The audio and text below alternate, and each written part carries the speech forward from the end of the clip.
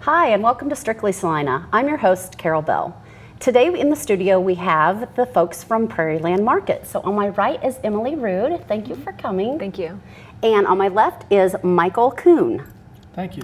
Absolutely. Thanks for joining us. So let's start off by talking about what the organization is, Prairieland Market. So Emily, why don't you tell us a little bit about it? Sure. Prairieland Market is the name we do business under. It started as Prairieland Food Cooperative way back in 1978. Okay. And it has evolved over time to be the local foods market that it is today. It started off as a place for local people to order in bulk organic foods that they couldn't get locally. And in the 2000s, they opened a storefront. They've moved locations one time to our current location. And now we focus on locally grown foods, locally prepared foods, even local arts. And we're very proud of what we've become. You should be. So Michael, tell me about some of the activities that you do that you're affiliated with in the city. Prairieland has a rich history, like Emily has said, and we are part of the Prairie Festival at the Land Institute. We are part of the Feast on the Fae, the gourmet al fresco dinner. It's been held, going on now, its third year. Local chefs, local food, local entertainment, always a huge success. People are really flocking to this. It's a very sought after event. Discover Salina naturally in the spring is one of my favorites. When I first moved here, they had the man for the astronomy department at KW out there with his telescopes talking about the eclipse, and that's how I first found out about the eclipse and got to see that.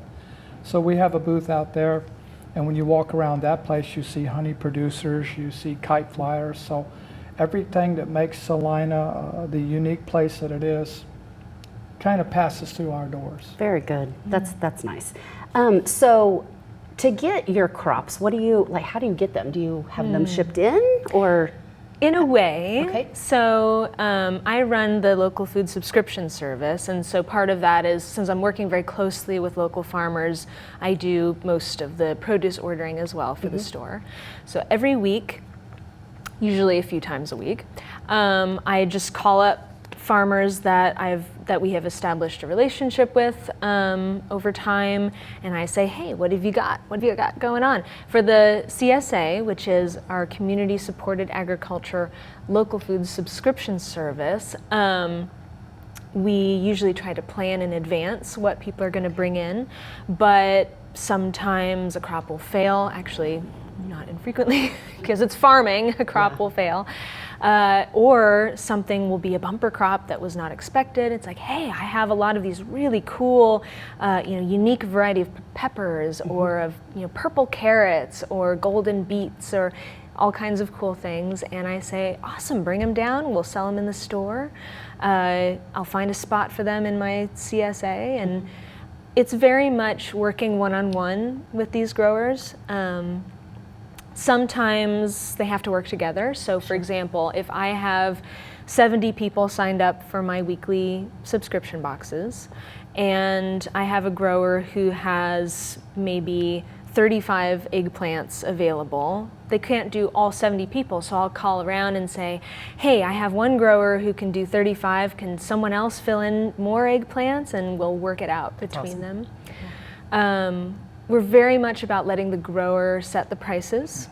We try to be very fair, because as a not-for-profit, our mission is all about enhancing the local food scene and the local food economy, because we believe that when you spend dollars locally, especially for something as basic as food, those dollars stay in this community and it ends up helping everyone. Yeah, very good. So. Very good. Okay, so about your little subscription box, can you, you brought one along with you? I did, yes. So talk to me about that. So do I just sign up for that? Yeah, you do. It's that easy. we've changed the way that it's set up so that it is that easy. A traditional CSA involves signing up well in advance of the growing season, usually over the summer. And then you pay all at one time and you get your weekly boxes after you've paid. It's sort of like making an investment in the farm and then you get shares. Right. The way that we do it, it spreads the risk around a little bit more so that we run the CSA all year round because growers are growing produce all year round locally. Which is kind of cool if people aren't aware of that to learn. And you can sign up when you want, you can put it on hold when you want, you can end it when you want, because what we have found is that people in this community are very busy, we're working a lot, we have families, and so to support our mission of getting local foods to as many people as possible, we have tried to make that as easy as possible for people to be a part of. Very good. So you guys are, you've been here since 1978, and you've been in your current location for the past 10 years, is that right? Yeah, about that. Good.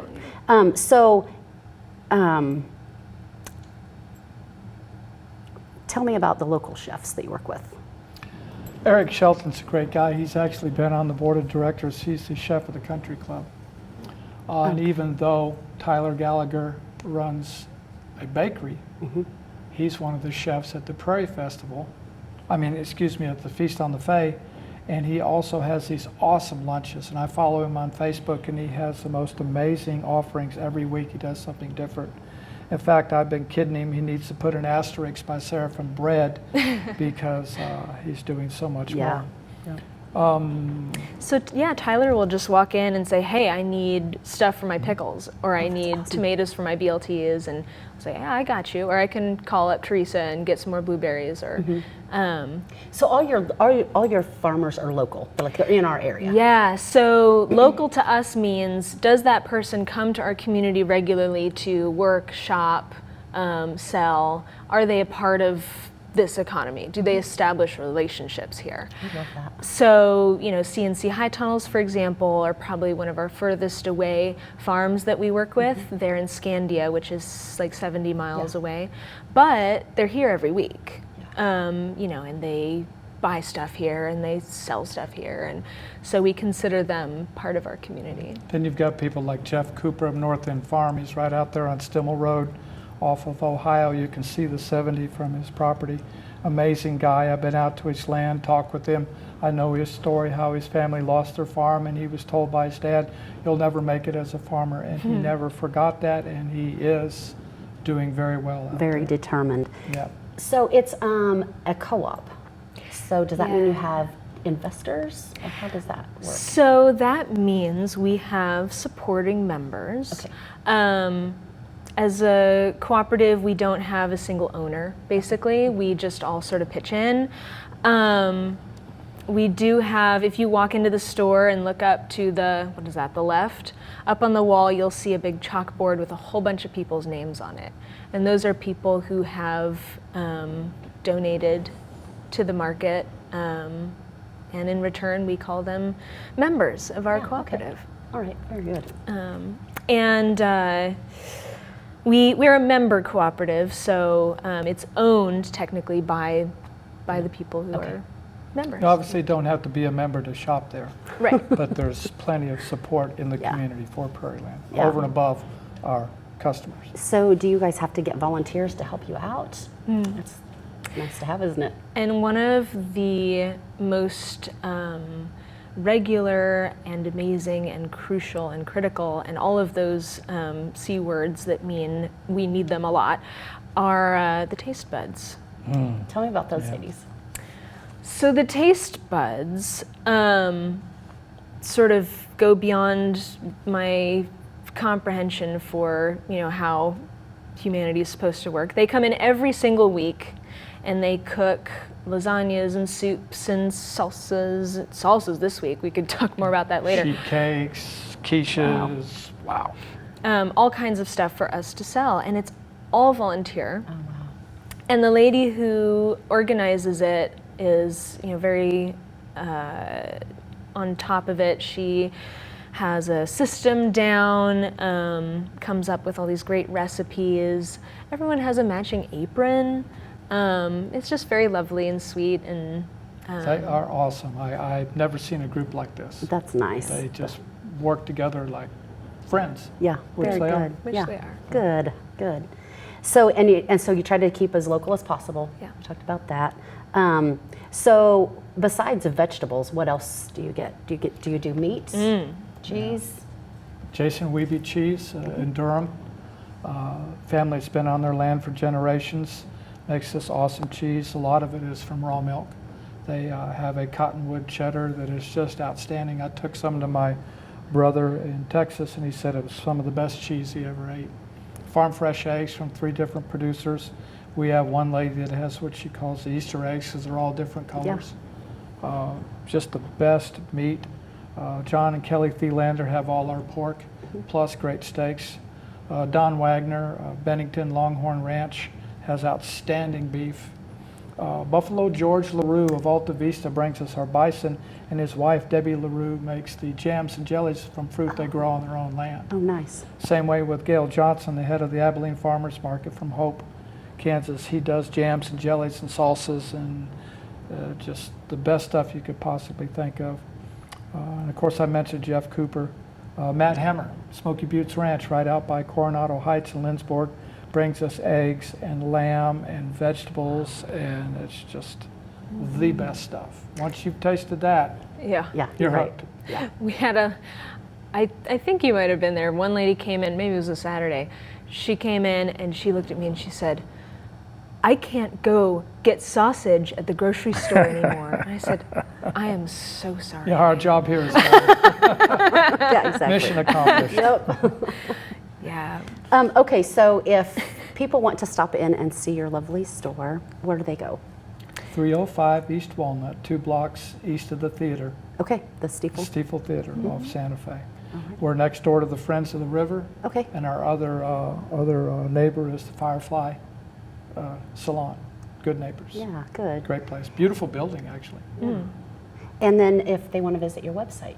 You can go to www.prairielandmarket.org. Okay. And if you want to read about CSA stuff, just go to the CSA info button. Okay, good. Is that a hint? Yeah, it I is. will take it. Our hours are Tuesday through Saturday, 11 to 7. Okay, thank you for that. Thank you both for joining me today. I've learned so much. It's been a pleasure to have you. Well, thank you for the invite. This is very You're special. welcome.